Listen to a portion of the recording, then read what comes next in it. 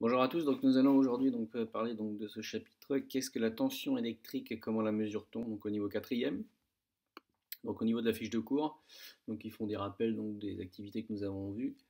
Donc nous avons vu que la tension électrique est un déséquilibre de charge électrique entre deux bornes d'un dipôle. Donc pour qu'un courant électrique puisse les traverser, les dipôles récepteurs doivent être soumis à une tension électrique. Cette tension électrique est notée U. Son unité est donc le volt de symbole grand V. Donc c'est la première lettre de volt. Tous les générateurs ont une tension à leur borne. Donc là, on vous donne quelques exemples de générateurs bien connus. Les piles 1,5 volt, les piles plates 4,5 volt, les batteries de voiture qui sont à 12 volts. La tension qui sort du secteur, qui arrive sur vos prises chez vous, 230 volts. Et enfin, sur les lignes haute tension, il circule du courant. Il circule un courant électrique dont la tension est égale à 400 000 volts.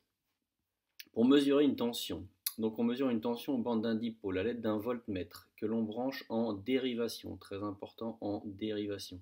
Le symbole du voltmètre c'est un rond avec un V. On peut indiquer la borne V du voltmètre et la borne comme on l'a vu en travaux pratiques. Donc ça c'est le symbole normalisé. Ensuite, le courant électrique doit donc rentrer par la borne V et sortir par la borne COM pour avoir une tension affichée positive. Si vous utilisez un voltmètre dans un TP et que vous voyez donc une tension apparaître qui est négative, donc ça veut dire que le courant électrique ne rentre pas par la borne V mais par la borne COM. Ensuite, tension dans un circuit. Donc dans un circuit, la tension est nulle aux bornes d'un interrupteur fermé, d'un fil ou d'un récepteur qui ne fonctionne pas. Donc concrètement, si vous prenez n'importe quel récepteur, une lampe, un interrupteur fermé, un fil, vous mettez donc un voltmètre à ces bornes pour essayer de mesurer la tension, vous verrez une tension qui s'affichera qui sera égale à 0. Dans un circuit simple comprenant un interrupteur ouvert, la tension aux bornes de l'interrupteur est égale à la tension aux bornes du générateur. Donc en fait, si l'interrupteur est ouvert, il n'y a pas de courant qui circule. Et donc aux bornes de cet interrupteur, vous mesurez donc la tension aux bornes du générateur. Une tension apparaît aux bornes d'un récepteur si un générateur la lui fournit. Concrètement, ça veut dire quoi? Ça veut dire que pour que vous ayez une tension aux bornes d'un récepteur, par exemple une lampe, c'est que nécessairement dans le circuit, il y a un générateur qui la fournit, générateur qui peut être une pile, un générateur électrique 6 volts, 12 volts, etc. Mais ça veut dire que si vous avez une tension, il y a forcément un générateur qui la fournit. Ensuite, ce qu'on appelle la tension nominale. Donc si vous observez bien les petites lampes que vous avez étudiées en TP, vous avez vu qu'il y avait plusieurs chiffres. Donc il y avait un chiffre, il y avait par exemple ici une lampe 6V, donc pour 6 volts, avec une indication ensuite en ampères. Donc là, cette tension-là indique ce qu'on appelle la tension nominale. La tension nominale, c'est la tension sous laquelle il doit être alimenté pour fonctionner correctement, c'est-à-dire dans un état où il peut continuer à fonctionner le plus longtemps possible. Si le dipôle est fourni à une tension supérieure à sa tension nominale, il est en surtension et risque de griller.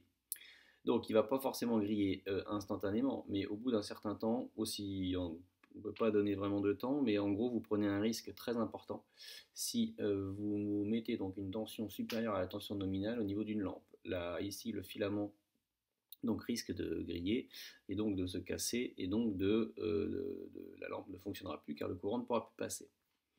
Donc, par exemple, si vous avez une tension aux bornes d'un générateur qui est de 3 volts dans un circuit simple, si la tension nominale du récepteur c'est de 6 volts, on voit bien ici que la tension du générateur est inférieure à la tension nominale du récepteur, donc il est en sous-tension.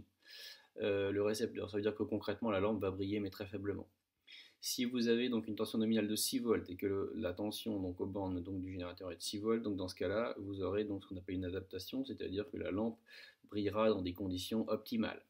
Si ensuite vous avez pareil la même lampe avec une tension nominale de 6 volts qui est soumise à une tension de 9 volts au bord du générateur, elle sera en surtension. Et donc vous prenez le risque que la lampe ne tienne pas, que le filament casse et donc qu'elle grille. Au niveau des lois des tensions dans un circuit série, en cinquième, nous avions vu les lois des intensités dans les circuits série et dans les circuits en dérivation. Cette année, nous voyons la loi des tensions. Et donc dans un circuit en série, nous avons pu observer que la tension fournie par le générateur se répartit dans les différents dipôles. La tension aux bornes du générateur donc, est égale à la somme des tensions aux bornes des récepteurs. On parle donc de loi d'additivité des tensions, puisque bien entendu on fait une somme. Donc en image, c'est plus clair donc, sur les schémas suivants. Donc ici vous avez un circuit simple avec un générateur et deux lampes. Ici nous avons rajouté, donc regardez bien, le symbole d'un voltmètre, deuxième voltmètre, un voltmètre, 2 voltmètres, 3 voltmètres, qu'on a donc les gens des VG, V1 et V2. Donc ces voltmètres sont bien en dérivation par rapport au circuit, donc c'est-à-dire qu'ils forment une autre boucle, donc ils sont ce qu'on peut parler en parallèle du circuit. Donc le circuit ici est ici, et là vous avez l'appareil de mesure, les trois appareils de mesure, voltmètre. Donc ici vous avez donc le symbole VG, ensuite vous avez ici la tension qui est mesurée UG, donc le symbole de la tension c'est U, donc là ce voltmètre qu'on appelle V1 va mesurer une tension U1, donc aux bornes de la lampe L1. Le voltmètre 2 va mesurer une tension U2 aux bornes de la lampe 2, et on a remarqué expérimentalement donc, que la tension aux bornes du générateur, ici, était bien la somme des tensions aux bornes de chaque lampe, U1 plus U2. Autre représentation, donc cette fois-ci avec un générateur au niveau du circuit, le circuit simple. Donc vous avez un générateur, vous avez une lampe et vous avez un moteur. Donc ici, on voit bien que vous avez ici pareil, un voltmètre, un deuxième voltmètre, un troisième voltmètre, toujours branché donc ici en dérivation. Vous avez un interrupteur qui a été ajouté dans le circuit. Et donc si ici vous avez 4 volts 5, la tension mesurée par ce voltmètre, qui est la tension donc délivrée par le générateur, on voit que ici elle est égale à 1,5 plus 3,5. Donc on vérifie bien la loi d'additivité des tensions. Donc la tension délivrée par le générateur, c'est la somme des tensions aux bornes de chacun des récepteurs, ici étant la lampe et le moteur. Maintenant, dans un circuit en dérivation. Dans un circuit en dérivation, la tension aux bornes de dipôles branchés en dérivation est la même. La tension aux bornes du générateur est égale à la tension aux bornes de l'ensemble des récepteurs d'une branche secondaire. On parle dans ce cas-là de loi d'unicité des tensions. Alors, pour être clair, ici vous avez un circuit en dérivation. Vous avez un générateur avec en dérivation une lampe et une deuxième lampe en dérivation. Vous avez plusieurs boucles. Donc là, ce n'est pas un circuit série, c'est un circuit en dérivation. On a mis, toujours pareil, des voltmètres sur chaque dipôle, donc là sur le générateur et sur les deux lampes, les deux récepteurs. Ici, ce voltmètre mesure une tension UG, la tension du générateur. On mesure ici donc une tension U1 à l'aide du voltmètre 1 sur cette lampe qui doit être la lampe 1, et idem pour cette lampe qui doit être la lampe 2. Et ici, on remarque bien que la tension, quand on fait les mesures, que la tension aux bornes du générateur, c'est la tension aux bornes de la lampe 1, qui est elle-même égale à la tension aux bornes de la lampe 2. Donc ici, la tension, donc quand on écrit la tension aux bornes du générateur, ici, est égale à la tension aux bornes de l'ensemble des récepteurs d'une branche secondaire. Donc là, vous avez une branche secondaire, là, vous en avez donc une deuxième, et donc ici, cette tension entre cette branche-là, c'est la même qu'entre cette branche-là, et donc ici, c'est bien la même, est égale à la tension. Donc c'est bien la tension aux bornes du générateur qui est égale à la tension aux bornes de l'ensemble des récepteurs. Alors petite nuance, pourquoi il y a marqué donc l'ensemble des récepteurs? Vous pourriez très bien imaginer par exemple une branche secondaire ici où il y a plusieurs lampes. Et donc dans ce cas-là, c'est bien la tension donc, aux bornes de la branche secondaire, c'est-à-dire qui comprend toutes les lampes. Si vous en mettez 4, c'est entre l'extrémité ici et l'extrémité là, qui serait donc c'est cette tension entre là et là qui serait égale à la tension aux bornes du générateur. Donc c'est pour ça que si là ici on a fait le cas simple avec une seule lampe par branche secondaire pour simplifier les choses. Ici, donc, si vous avez par exemple un autre circuit donc, avec un générateur ici, donc oubliez pour l'instant dans un premier temps donc, les voltmètres qui sont juste rajoutés en dérivation pour faire des mesures, mais le circuit lui il est composé d'un générateur, d'une lampe ici en dérivation avec un moteur en dérivation. Donc ici, branche principale, branche secondaire et branche secondaire. Donc ici, on voit bien que 4 volts 5, la tension mesurée aux bornes du générateur, est égale à la tension mesurée ici 4 volts 5 aux bornes de la lampe, qui est elle-même la tension 4 volts 5 aux bornes du moteur. Donc on a bien la tension aux bornes de la pile qui est égale à la tension aux bornes de la lampe, qui est égale à la tension aux bornes du moteur. Donc si on fait le bilan en images de tout ce qu'on a pu voir ici, donc que ce soit en 6e ou en 5e, sur la tension ou l'intensité, donc si on fait un petit récapitulatif sur des tableaux trouvés donc, dans les manuels, donc le symbole pour l'intensité c'est I, pour la tension c'est U. L'unité est le symbole de l'unité, donc l'ampère pour l'intensité avec donc le symbole qui est un A majuscule. Pour la tension, donc c'est le volt, avec le V majuscule donc pour le symbole de l'unité. Le symbole de l'instrument de mesure, donc c'est bien un ampèremètre pour mesurer l'intensité du courant, et c'est un cercle avec un A. Et pour le voltmètre, qui nous permet donc de mesurer la tension, c'est un cercle avec un V. Enfin, les branchements du dipôle, très très important. Pour mesurer donc une intensité, on se place en série donc dans le circuit, et pour la tension, on se place donc en dérivation.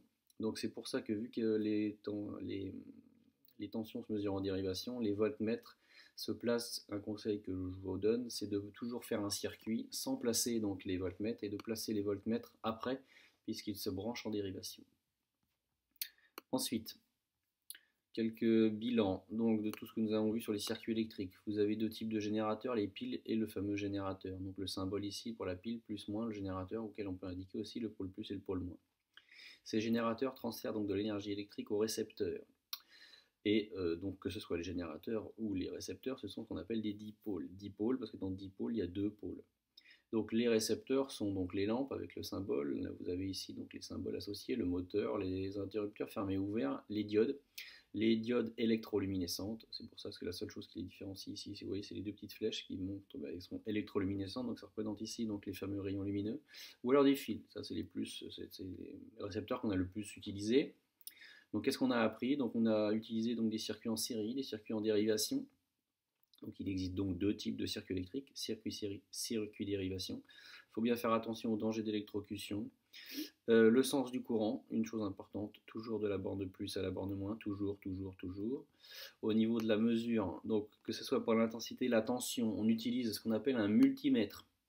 Et donc ce multimètre, on va le ranger, on va l'utiliser, donc soit en ampèremètre, donc ici, quand on se place ici, donc là vous voyez la petite molette dans cette image là, quand je place la petite molette ici sur le A, donc je vais me l'utiliser donc en ampèremètre. Je le branche en série, donc ici avec le symbole, et si je veux utiliser donc ce multimètre parce qu'il permet de mesurer plusieurs grandeurs, donc une tension, je me place ici donc dans les cadres où il y a marqué V. Donc nous, pour l'instant au collège, on utilise souvent des tensions donc continues. Donc on prend les V donc, qui ne sont pas avec les petites vagues, ça on verra ça plus tard. Donc là c'est pareil avec le A qui n'a pas la petite vague, sinon donc, on prend une tension qui est dans ce cas-là variable. Donc la tension, le symbole c'est le U majuscule, on l'a déjà dit, l'unité c'est le volt, le symbole grand V. Ici vous avez donc le symbole du voltmètre. Et important, il se branche en dérivation.